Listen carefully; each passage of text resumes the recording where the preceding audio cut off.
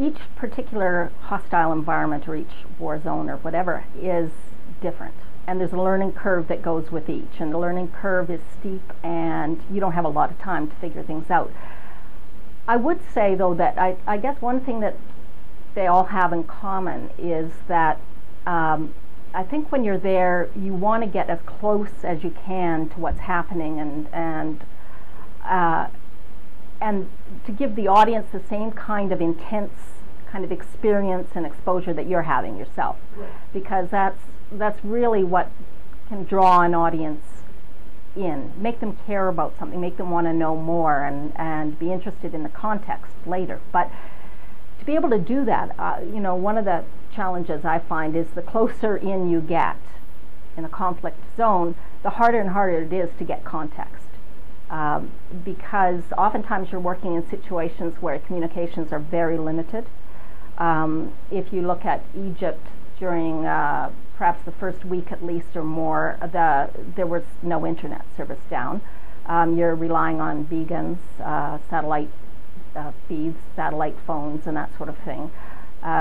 You're constantly, I think, almost tied by umbilical cord to your home base in Canada, because in fact you have to have really good people on the ground back home helping you with some of that context. Right. Because you just can't be, I mean, if you want to be there and up close and providing that kind of intense those images, those visual images, you just can't be also gathering that kind of context at the same time.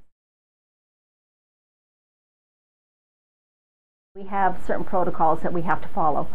You do have to check in with the desk throughout the day, throughout the night. I mean, not obviously while you're sleeping, but you're constantly checking in with people, letting them know where you're going, reporting once you got there, provided you have, cell phone capability or satellite phone capability.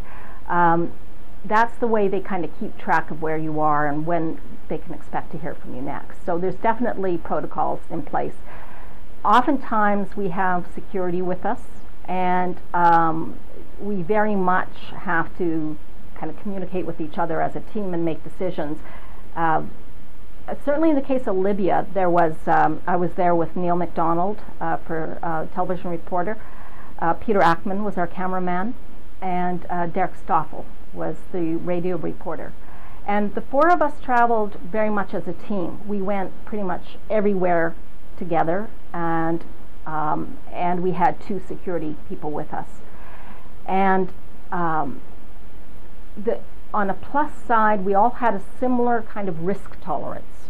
So we didn't have to, in the field, we tended to agree on when it was time to leave and when we wanted to move forward. We tended to agree for the most part, or at least have good kind of healthy kind of exchange of over how we want to handle a situation safety-wise.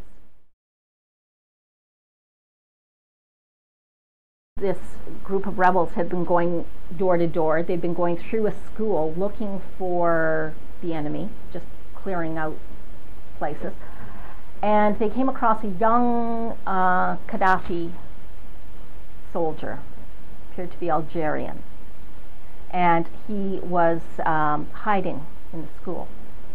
And rather than be taken prisoner, he took his gun and shot himself under the chin.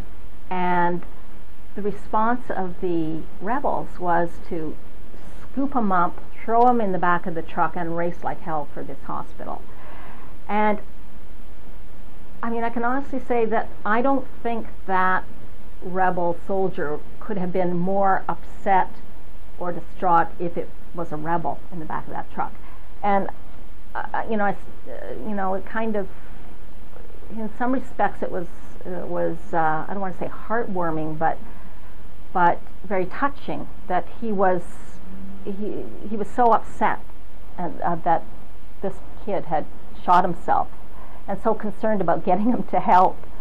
And then he just turned around with his gun and went back out to fight them again, right? So there are a lot of things like that were really interesting, really gave us a lot to think about.